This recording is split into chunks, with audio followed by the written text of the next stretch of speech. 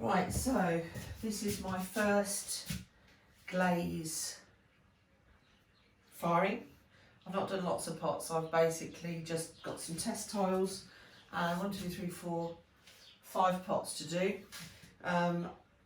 One of my very interesting glazes I'm working with at the moment is Amico Ancient Copper, which likes the hottest of cone 6 to get the more crystals. Cone 5, I've seen that it just is very bland, there's not any crystals. That's to people's choices, but for me, I really like the crystals. So I've done one piece in that, and I've got some test pieces in that to try and see what it is. And it's very clear that in a kiln you would have that at the top of the kiln. So realistically, I've probably only got enough to put stuff. I should probably layer it over 2 layers. I should put some cone, some test cones in the bottom layer and the top layer. I didn't manage to get cone 6s. I've got cone 5.5 and cone 7, so I should put them in, and one will be obviously melted and one will be not enough, so therefore I can work that out, but I need to get some cone 6s. So right, let's set it up. So I'm going to put you've got a 2.5 centimetre with the Skutt. This is Skutt 1018. It's the one with the digital reader. We've put you've got little wedges that are 2.5 centimetres up. In things I've sort of sussed out so far as a learner is that you, when you're using three of the uprights, you should always see those slightly outside of your shelves, because then you're layering on top of each other and it protects the life of the shelf. So that's one thing that I've heard. I'm just going to push these in a little bit more, but I can see them poking out the side. And you have 3, because when you've got 3 there's more chance that everything stays balanced. So as I said, we're going to put some cones on this. Let me see what I've got. I've got a 7 and a 5. 7 and a 5.5. You have to put these on a piece of ceramics that you fired before. We'll come to the screen in a minute. I'm just getting out the boxes. So put the glasses back on and have a look. And they should be on the side of the element. So this one here is a 5.5. So obviously it's going to bend and stick to this. And this one here is the 7. As I said, I haven't managed to get any 6s, but if I'm going to lay that down at the element side, 2 inches from the wall. I mean, this is all just stuff that I've found out about so far. I'm sure there's a lot more for me to find out about, so that's in there. The big thing for me is to try and get, I'm not going to put any pottery in that bottom layer. The key that I'm just trying to work out, I've got one pot that's a high-ish pot, and this is the one with the so it's textured turquoise poured inside. This is an Amico textured turquoise poured inside, 3 layers on the top. Down below, you can see I've got lines on this, down below the lines. I've then done 3 layers of ancient copper over the top of the textured turquoise. Again, just to see how it goes. And then I've put oatmeal in thickness round the overlap. So that is the one that I want to make sure is at the top of the piece. So this might be a bit of juggling because I don't quite know. I think I'm going to put the big ones in first. I'm not going to load it up I'm not going to load it up yet. I'm just going to put these on because I think with like all of us, there's a lot of learning with how. What I've got to watch with this is that the element isn't getting damaged. So as you can see, that doesn't push me so that if I put these on, I think that that's not going to give me enough height at the top. So let's change that around. I don't know, actually, to be fair, how high up I can go. When I did my bisque fire, my first bisque fire, I only had 2 in here. I think what I need to do is get some more different sizes of the stilts.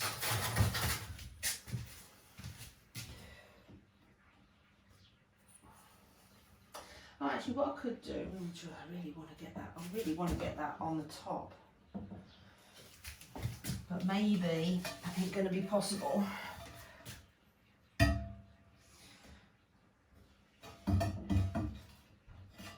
I've got to have that slightly off to the side because that is level with my element.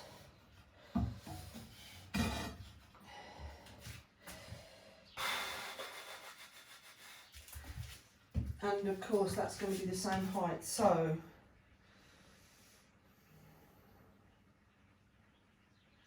okay, rethink. What we're going to do is we're going to go as high as we can on that bottom one, and I am going to have to put my copper piece in the middle.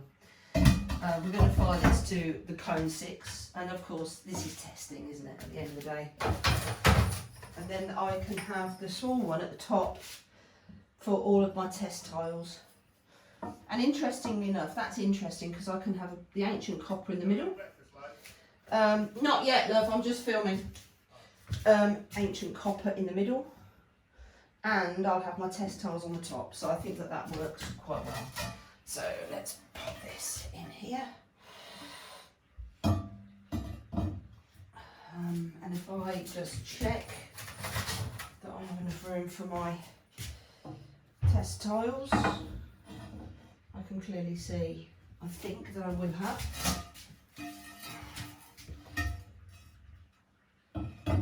Yeah, so that's fine for the test tile.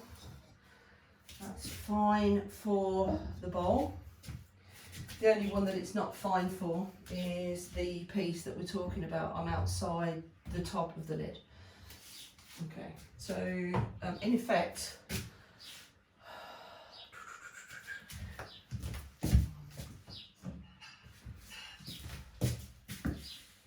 okay, so mugs even can be in that top part if I wish. Okay, so really, what I'm going to do is I'm going to put. I've done a test of a mug. I had a commission to do some mugs for like a dinner where they were going to hand mugs out, and I've done a test piece to see, because I have done. I've basically done a stamp, and I want to know whether a Celadon glaze drips into the words and we can still read it, or whether I have to do, which you see a lot, wax resist on top of something like an oxide to show off that that stamp. So that's fine. So we're going to put in the middle of this. Now, is it hotter on the outside? For my mental stability, let's put it in the middle. That ain't going to go there, it's going to go below. This ain't working. It's too tall for that. Okay, well, there you go. The copper mug jug has to go in the bottom, because that is where the tallest of the... This, I've heard people say that loading, how to load the kiln is a bit of work, and clearly there is a lot of work going with this. So we're going to put the piece in here in the middle. Now, I think what I'm going to do, yeah, let's just put that in the middle there, and we'll find out, won't we, what it gets to. And then on the next one, I'm going to put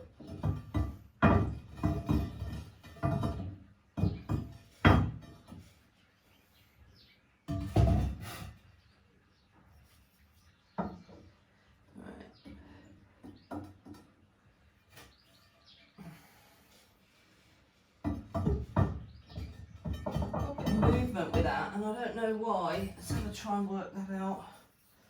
I've got some damage to that one. Let me turn it round. Put that on the outside. I might have to Dremel that off. I did buy a Dremel.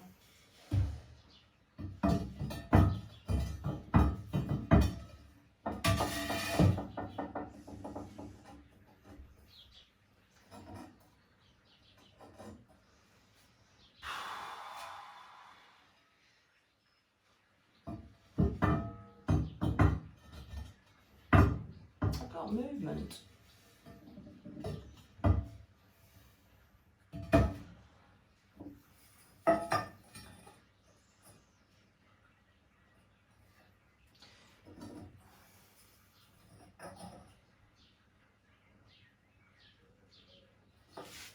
Okay, just try them in different places then.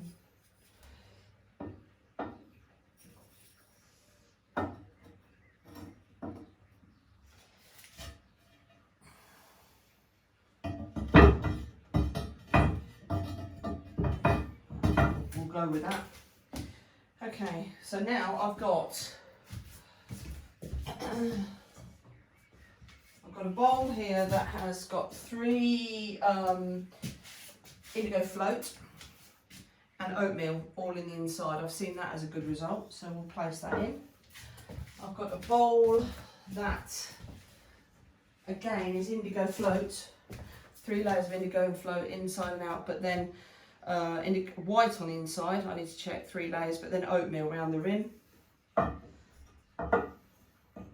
And then I've got, this seems to be a really nice combination, four layers, 3 thick layers of blue rutile and seaweed, but I've gone 1 layer for the first part, and then up and over the top has had 2 layers, and the outside has had thicker. Seaweed is renowned for running, so I've not played with that glaze at all yet, so that's very exciting. So then, let me put the mug in. So the mug is basically going to be a celadon. We're working with rainforest celadon, and then I've put snow over the top, because 2 layers. Last time I did it with 1, because the snow reacts with the rainforest, and that's actually what all the test tiles is about. Snow, how it reacts with certain glazes. Okay, so then I put this back on. Put the top on.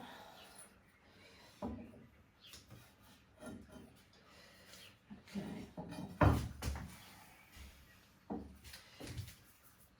So then, oh, what I'm not doing, you see, that's how easy it goes wrong, isn't it? We have got, I've hired pieces for these things to sit on. Now that clearly is not going to be, I mean, I've wax resist and kept away, but I haven't made any bigger ones yet, so we'll put 4 on that one for now. And this has absolutely nothing underneath, but I made a mistake. Like I got, yeah, what do you call it? I got blue rutile on a bit I haven't waxed, so there's the lesson of the day. Okay, so we're going to do that like that. It's not very full. They're all in the middle, and then we're going to do the top layer. Now, what I may do with the top layer, I've got a plate that I made when I went on a jigger and jolly, jigger course. I think that's the right word. Here it is, and I've not done anything with it. So I thought that would be a really good way to have a lot of these test tiles on there. Now let me just check, what else have I got to put in? I've done them, so I've done all my pots in there for the minute, and realistically all of this is just about getting all of these. Now they need to be flat, obviously I don't want things not being flat with this. I am worried because I have done some seaweed and there is the chance that they might run. I have got I've done this so that it's got catch areas.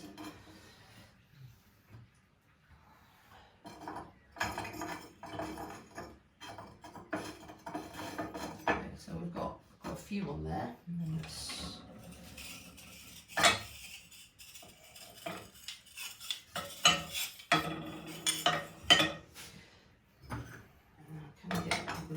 2 on. Okay, we can do 2 a piece.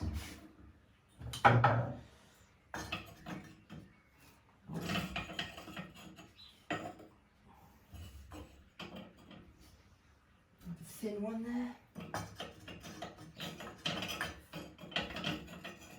If I do them opposites, it's a good idea, then it seems to be we get more on, because obviously the way I've cut them.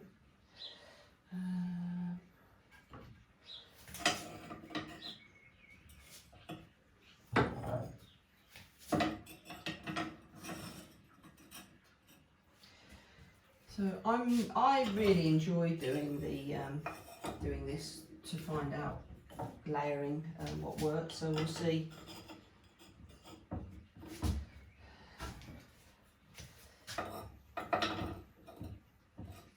Got a bit of movement there. I'm not particularly happy with that. I know that when it's shut, it doesn't matter. It's not going to lock because nobody's touching it.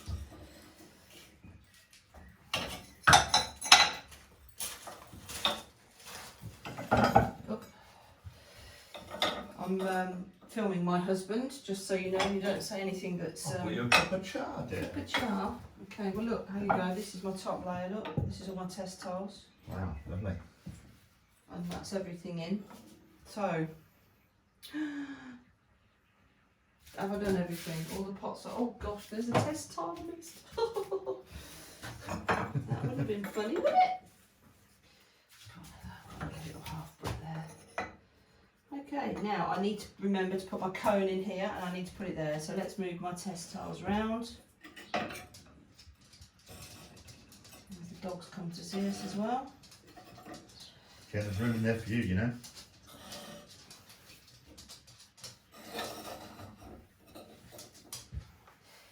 So, oh, it's all a bit delicate, isn't it? Right, so then I need to grab one of these. And I'm going to again put a 5.5 and a 7 cone in. As I said, I haven't got the 6, which I need. 5.5 and 7. And we will, they're on the side of the element again, 2 inches in from the side wall. That looks good. Is that okay hanging over the edge like that? That don't matter. That's just that's not. Yeah, I mean it doesn't matter. No. I need to make some more of those. Loads more of those flats. Okay, so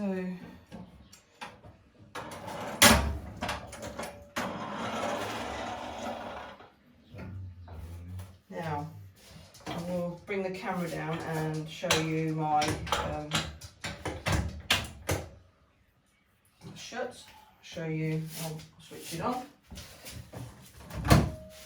Okay. And I will bring my camera down and show you the Skutt system that I've got here. Okay, so at the moment it's sitting idle. Just pull that, get rid of that leg. Right, it's sitting idle. I'm going to begin here. I'm going to do a program. Guided start because I'm a novice. I'm firing ceramics next. I'm doing a glaze next. Now it asked me if I wanted a preheat. I'm not doing a preheat because interestingly enough, it's showing an 05 and 06 for a glaze because obviously earthenware is at that, but we're doing a high fire, which is a cone 6. Choose cone value recommended by the glaze manufacturers, which we've done. Be sure not to mix up 6 with 06. That's very nice advice. I'm going to do a medium fire, and it's about 7.5 hours. And I've done it. Congratulations. Next. So I start, and then it's starting. So as you can see on this system, we have the graph. And basically it will show me everything, every step of the way. I haven't managed to do Wi-Fi yet, but the Wi-Fi allows me to download an app for my phone. and to have it on the computer, and then to record and remember all firings that I've done and make notes from that. I can download them to the computer. So there we go. A little bit worried, but why should I be? You know, I've got to go with it, and we'll see. So I will put this up, and then we'll do a kiln unloading when it's cold enough for me to go in there. I'm not going to be excited about going in too hot. Copper, ancient copper, apparently pings and retracts for days afterwards. You hear it cracking, you hear reactions from the glaze, and everybody said don't rush it. Go in there when it's lower than 140 Fahrenheit. So we won't rush. So okay, thank you for watching.